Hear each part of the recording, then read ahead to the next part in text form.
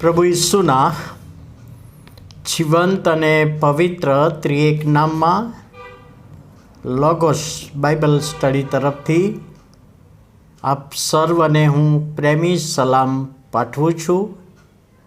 અને આજનો દિવસ એટલે 2025ના વર્ષનો ચોથો દિવસ એટલે 4મી જાન્યુઆરી અને શનિવારનો આ નવો દિવસ આપણા જીવનમાં પ્રભુએ બતાવ્યો, ત્યારે પ્રભુનો ખૂબ આભાર માનીએ છીએ.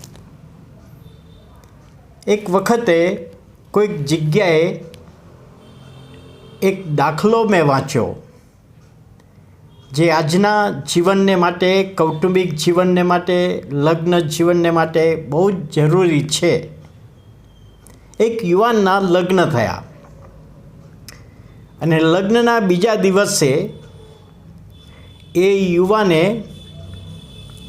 પોતાની પત્નીની આગળ રજૂઆત કરી કે આપણા લગ્ન થયા, હવે આપણે બંને આપણા કુટુંબમાં સરખા છીએ,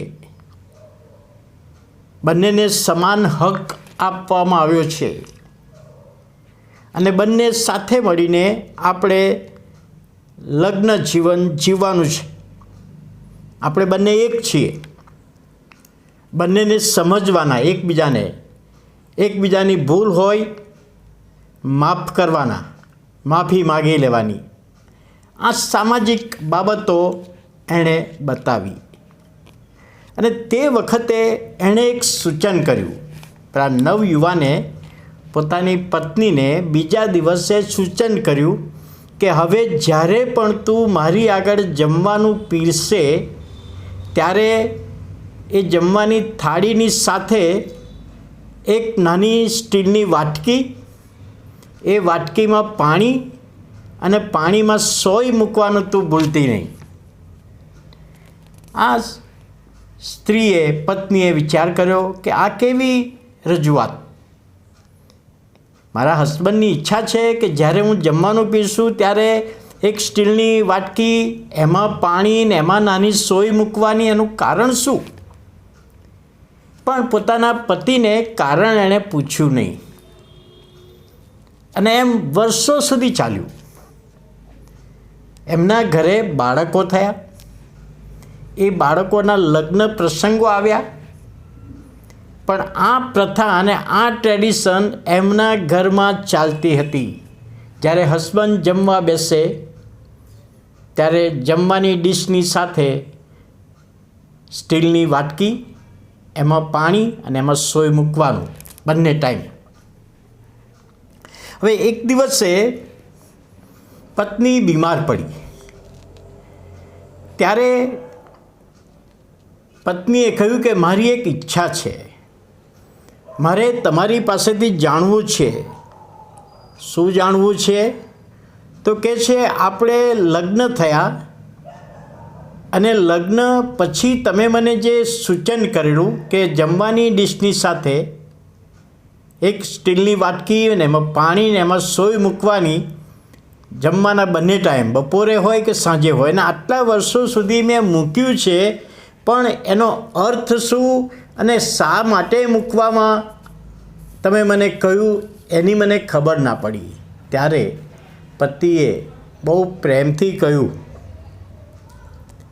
કે મારા મનમાં એમ હતું કે જ્યારે તું જમવાનું પીરસે ત્યારે પીરસતા જો એક દાણો નીચે પડી જાય તો સોય લઈને એ દાણો હું પાછો લઈ લઉં, પણ આટલા વર્ષોમાં કદી તારાથી એવી ભૂલ થઈ નથી.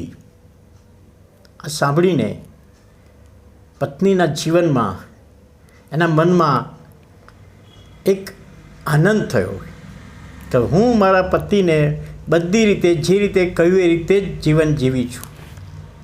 આ એક દાખલો, પરંતુ એ દાખલા પરથી જે બાબત જોવા માગીએ છીએ કે આજે પતિ અને પત્નીના જીવનમાં આક્ષેપબાજી હોય છે.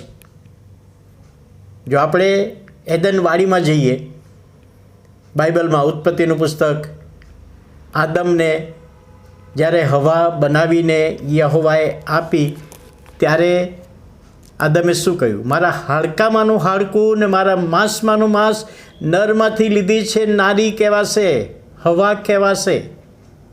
આનંદ થયો એને કે મને કોઈક પાત્ર મળ્યું, મને યહોવાએ કોઈક સ્ત્રી પાત્ર આપ્યું. પણ જ્યારે પાપે પ્રવેશ કર્યો ત્યારે આદમ સંતાઈ ગયો અને યહોવાએ પૂછ્યું કે આદમ તું ક્યાં છે? ત્યારે શું કહ્યું કે જે સ્ત્રી તે મને આપી એણે મને ખવડાવ્યું અને મેં ખાધું. કહેવાનો ભાવ કે મારે તો ખાવાની ઈચ્છા જ નથી, પરંતુ મારી સ્ત્રીએ જે તે મને આપી એણે મને ખવડાવ્યું. આક્ષેપબાજી. અને આપણા લગ્ન જીવનોમાં શરૂઆતના વર્ષોમાં પ્રેમ દેખાય, પણ પછી આક્ષેપબાજી શરૂ થઈ જાય. હસબન્ડ પતિ ઉપર આક્ષેપ, હસબન્ડ પત્ની ઉપર, પત્ની પતિ ઉપર આક્ષેપબાજી કરતા હોય. અને અહીંયા દાખલામાં જોવા મળ્યું કે પત્નીની ભૂલ જ ના થઈ તો આક્ષેપ મૂકવાનો પ્રશ્ન જ ના રહ્યો. તો એવી સાવચેતી હસબન્ડ પણ રાખે અને વાઈફ પણ રાખે આ લગ્ન જીવનોમાં.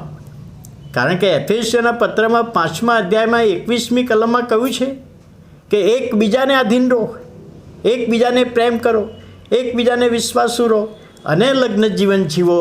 તો આ દિવસોમાં પ્રભુ એનો આશીર્વાદ સર્વને આપે, દરેક કુટુંબને આપે એવી પ્રભુને પ્રાર્થના કરીએ. વાલા પ્રભુ, અમે તમારો આભાર માનીએ છીએ, તમારા નામને ધન્યવાદ આપીએ છીએ. કૌટુંબિક જીવન જીવવાને માટે તમારા વચનો અમને આપ્યા છે અને પ્રભુ તમને કેન્દ્ર સ્થાને રાખીને લગ્ન જીવન જીવીએ એ વિનંતી અને પ્રાર્થના ઈસુ અમારા પ્રભુના પવિત્ર ત્રિએક નામમાં સાંભળો અને માન્ય કરો. આમેન.